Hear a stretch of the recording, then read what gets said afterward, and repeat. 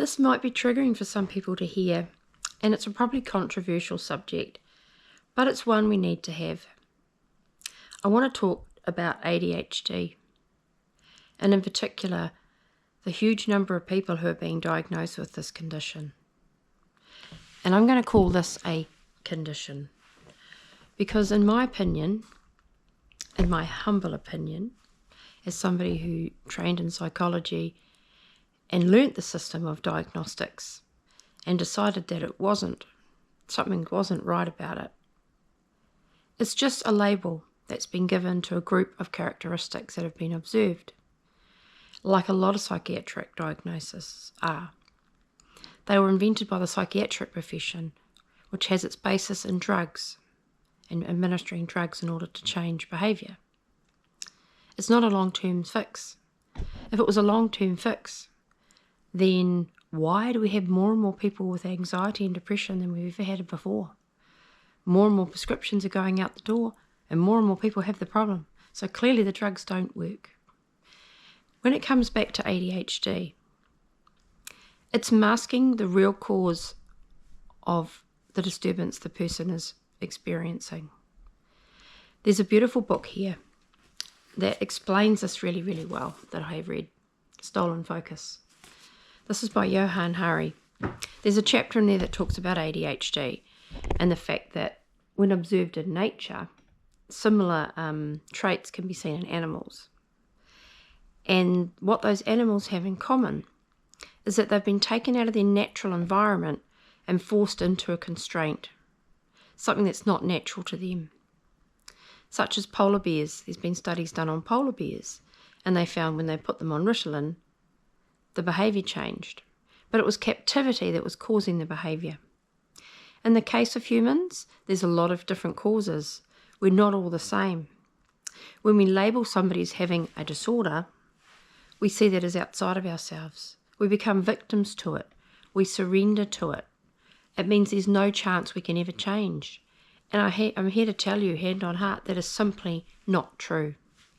My observation through all the people that I know that have been diagnosed with ADHD, particularly women, and particularly the ones that have been diagnosed later in life, they all have something in common.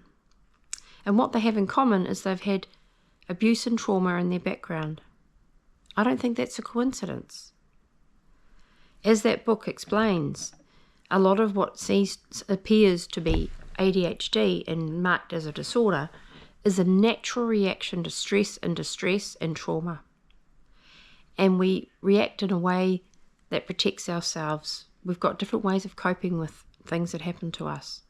And these behaviours that have been labelled as ADHD are primarily rooted in that response, that protective response. And that should be empowering, because it means we can change it. If we've learnt that behaviour, we can change it.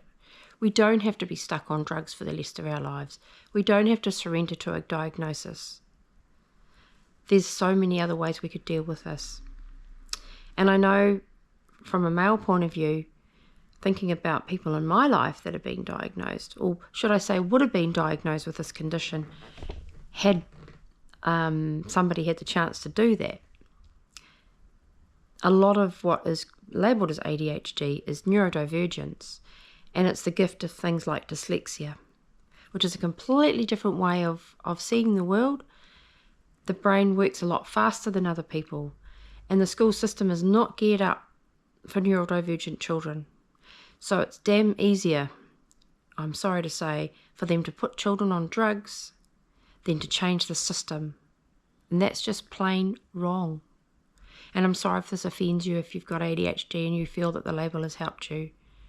I just want to raise awareness, because this is very close to my heart.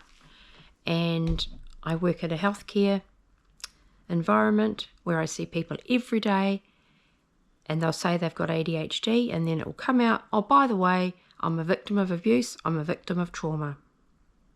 And they also have a certain personality style, which is an archetypal style. And that means that they're more magical people.